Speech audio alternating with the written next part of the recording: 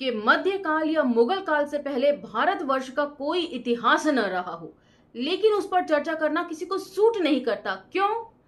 क्योंकि उस पर चर्चा करने का मतलब है आर्य अनार्य संघर्ष के ऊपर चर्चा करना, विध्वंस किए गए बौद्ध मठों और सभ्यताओं के ऊपर चर्चा करना, जो किसी को सूट नहीं करेगा।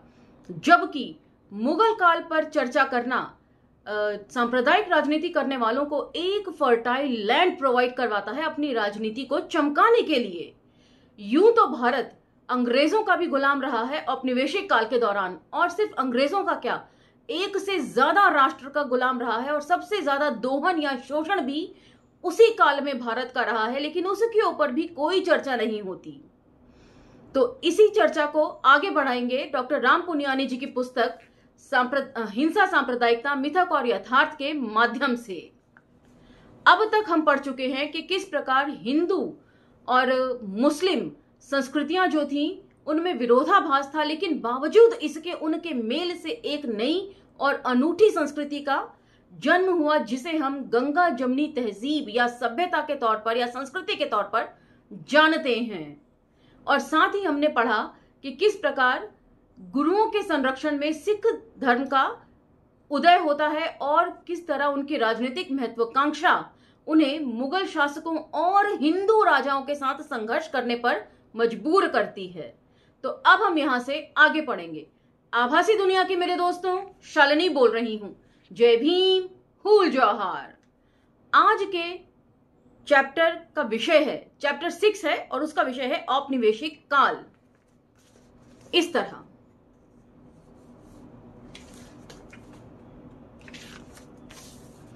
उसका पहला टॉपिक है भारत 1300 वर्षों तक गुलाम रहा।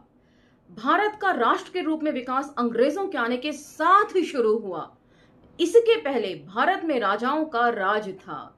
तो इससे पता चलता है कि ना आते अंग्रेज, ना बनता भारतवर्ष और ना होती उसकी राष्ट्रवादिता। एक राष्ट्र के रूप में अंग्रेजों ने ही इसे खड़ा किया है। राजा सत्ता और संपत्ति के पुजारी थे। वह अपने आसपास के इलाकों को लूटपाट करते थे।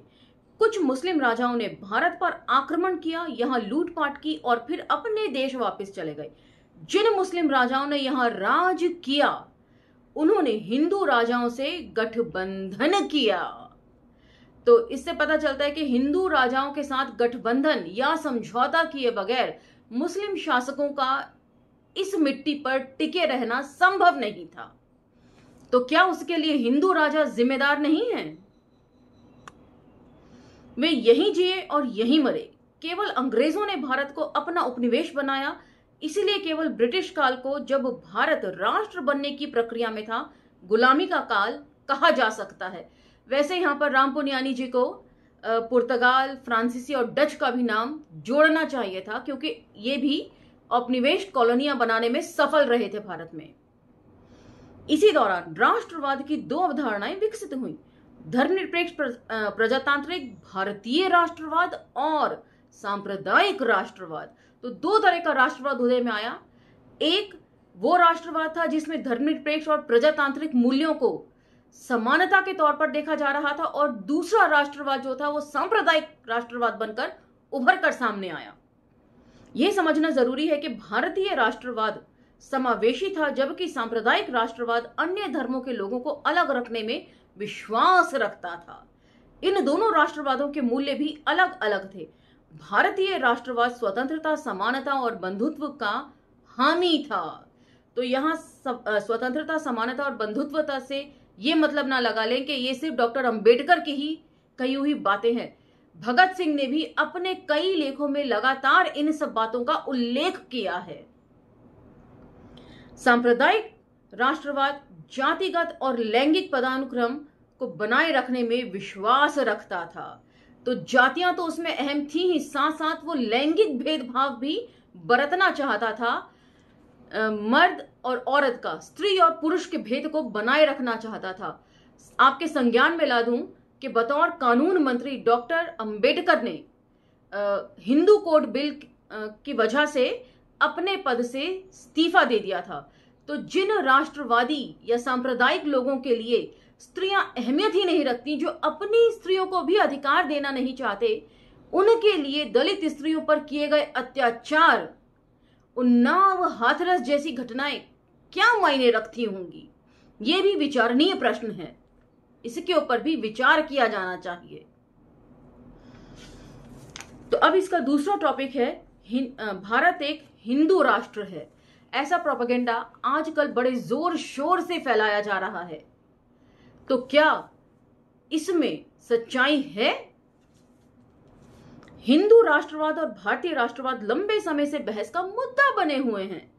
औपनिवेशिक काल के दौरान जब उभरता हुआ स्वाधीनता आंदोलन भारतीय राष्ट्रवाद की अवधारणाओं और मूल्य को स्वर दे रहा था, उस समय हिंदुओं के एक तबके ने स्वाधीनता आंदोलन से दूर रहते हुए हिंदू राष्ट्रवाद की अवधारणा को प्रस्तुत करना शुरू कर दिया था। ये बहस उस समय फिर तेज हुई जब भाजपा के प्रधानमंत्री पद के उम्मीदवार नरेंद्र मोदी ने जुलाई 2013 में दिए गए एक साक्षात्कार में कहा कि वे जन्म से हिंदू हैं और चूंकि वे राष्ट्रवादी हैं इसलिए वे हिंदू राष्ट्रवादी हैं। तत्कालीन भाजपा अध्यक्ष राजनाथ ने इस बात को आगे बढ़ाते हुए कहा कि मुसलमान मुस्लिम राष्ट्रवादी हैं और ईसाई राष्ट्रवादी हैं। इस तरह हमारे सामने कई राष्ट्रवाद हैं जिनमें से हम किसी को भी चुन सकते हैं। ये मोदी के पितृ संगठन भाजपा आरएसएस की विचारधारा और आचरण का हिस्सा है। तो ऐसा नहीं है कि प्रत्याशी होने के बावजूद प्रधानमंत्री पद के लिए जो प्रत्याशी रहे हैं उस वक्त भी वे साफ तौर पर खुलकर अपनी विचारधारा प्रस्तुत कर चुके थे। ये लोगों ने और जनता ने समझना था कि किसे वोट दें और किसे न दें। औपनिवेशिक काल में उद्योगपतियों, व्यापारियों, श्रमिकों और शिक्षित लोगों के नए उभरते वर्गों ने कई संगठन बनाए जिनमें मद्रास महासभा, पुणे सार्वजनिक सभा, बॉम्बे एसोसिएशन इत्यादि शामिल थे। इन संगठनों के नेताओं ने महसूस किया कि उन्हें एक छतरी के नीचे आना चाहिए और इस प्रकार सन 1885 में भारतीय राष्ट्रीय कांग्रेस अस्तित्व में आई। मुसलमान और हिंदू जमींदारों और राजाओं के अस्त होते वर्ग भी कांग्रेस की समावेशी नीतियों का विरोध करने के लिए एक मंच पर आए। गौरतलब है कि इसमें हिंदू और मुस्लिम दोनों ही शासक शामिल थे। उन्होंने मिलकर इस चीज का विरोध किया कि समावेश नहीं होना चाहिए चीजों का, क्योंकि वे जानते थे कि यदि प्रजातांत्रिक मूल्य एक राष्ट्र निर्माण में हावी हो जाएंगे तो उनकी राजगद्दियां छिन सकती हैं। तो यहां पर धर्म जो है वो मायने नहीं रखता था। राजगद्दी का बचा रहना, शासक वर्ग का बचा रहना उनके लिए ज्यादा अहमियत रखता था। आगे चलकर कांग्रेस स्वाधीनता आंदोलन के मूल्यों की मुख्य वाहक बनकर उभरी। अस्त होते वर्ग देश में हो रहे सामाजिक परिवर्तनों से भयाक्रांत थे। अपनी सामाजिक स्थिति में गिरावट को उन्होंने धर्म के लिए खतरा निरूपित करना शुरू कर दिया और इस तरह जो है सांप्रदायिक राष्ट्रवाद का उदय आप मान सकते हैं। इन वर्गों को कांग्रेस का औपनिवेशिक शासकों का विरोध भी रास नहीं आता था। कांग्रेस ने विभिन्न उभरते सामाजिक समूहों की मांगों को और इस तरह से संपूर्ण भारत की मांगों को उठाना शुरू कर दिया। कांग्रेस भारत को एक उभरते हुए राष्ट्र के रूप में देखती थी। तो इसके साथ ही आज का ये एपिसोड समाप्त होता है, लेकिन कुछ चीजों के ऊपर विचार मंथन लगातार चलते रहना चाहिए कि धर्म जो है वो सांप्रदायिक तौर पर कब उभर कर सामने आया। तब आया जब हिंदू और मुस्लिम शासकों को लगा कि अब वो जो है डिग्रेड कर दिए जाएंगे अपने पदों से। तब उन्होंने धर्म का सहारा लेकर प्रचार प्रसार शुरू किया। तो इस तरह के चीजों पर विचार होना जरूरी है। आपसी सौहार्द बनाए रखें, अपने बुद्धि विवेक का इस्तेमाल करना ना भूलें और साथ ही अंबेडकर नामा को लाइक, शेयर और सब्सक्राइब करना ना भूलें और इन वीडियोस को स्प्रेड करके जन जन तक पहुंचाना भी अब आपकी जिम्मेदारी बनती है, उसे भी बाखूबी निभाएं। धन्यवाद।